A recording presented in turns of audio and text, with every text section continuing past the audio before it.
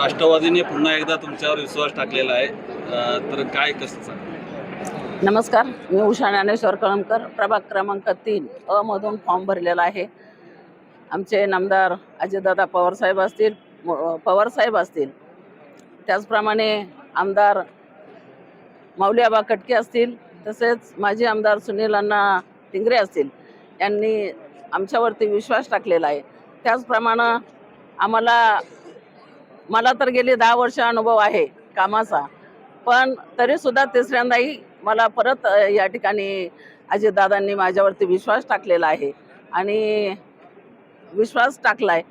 आमचे सर्वच उमेदवार त्याच तोलामोलाचे असल्यामुळे उज्ज्वलाताई असतील, बंडू खांदवे असतील, उज्ज्वला खांदवे असतील आणि सुनील मास्तर असेल, आम्ही सर्व हे उमेदवार ताकदीचे आहेत असं दादांना वाटलं आणि त्याप्रमाणे आम्हाला ओबीसी फॉर्म या ठिकाणी आज दिलेला आहे. आमची उमेदवारी अर्ज भरलेला आहे आणि निश्चितपणे मी सांगू इच्छिते की हे सर्व तोलामोलाचे उमेदवार आहेत आणि आम्ही जास्तीत जास्त मतानं त्या ठिकाणी प्रभाग 3 मध्ये निवडून येणारच आहोत, यात मात्र शंका नाही.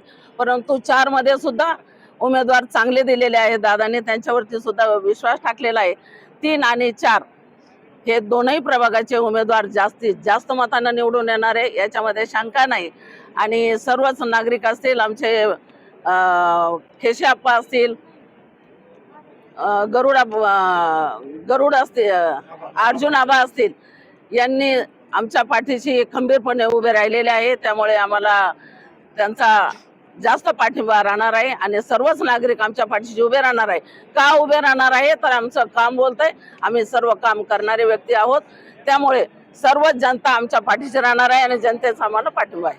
ओबीसी महिलामधून हो, ओबीसी महिलामधून तुमच्या विरोधात कोण उमेदवार? अजून मला माहित नाही, ते पाठीमागे चालले अजून काय ओबीसी फॉर्म भरायचं. सोमनाथ नगर विमाननगर भागातून तुम्ही एकमेव उमेदवार आहात, तर तुमच्यावर जबाबदारी वाढते प्रचाराची जबाबदारी जरी वाटत असेल तर मला त्या प्रभागाचा अनुभव आहे. जुना विमाननगर असेल, सोमनाथ नगर असेल, सुनीता नगर, दत्तप्रसाद असेल आणि विमान दर्शन एअरपोर्टचा हा सगळा भाग हा माझ्या परिचित आहे आणि 10 वर्ष मी तिथं काम केलेलं आहे. मी जरी नव्हते पदावर तरी पण मी लोकांच्या सुखादुःखामध्ये त्या ठिकाणी सामील होत होते. त्यामुळे मला वेगळं काही नाही. धन्यवाद, शुभेच्छा.